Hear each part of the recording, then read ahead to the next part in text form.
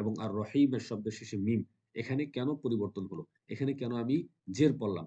আমরা শুরুতে বিসমিল্লাহির রহমানির রহিমের ওইখানে যেটা পড়েছি এখানেও ঠিক সেটাই হবে। অর্থাৎ এখানে আর রহমান রহিম এই ২ টাই হলো কি? এই আল্লাহ শব্দের কি? আল্লাহ শব্দের সিফাত।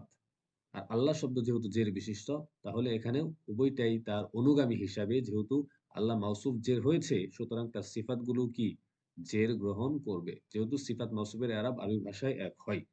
তারপরে লক্ষ্য করুন, মালিক ইয়াউমিদ্দিন খুব সহজ, কঠিন কিছু নাই।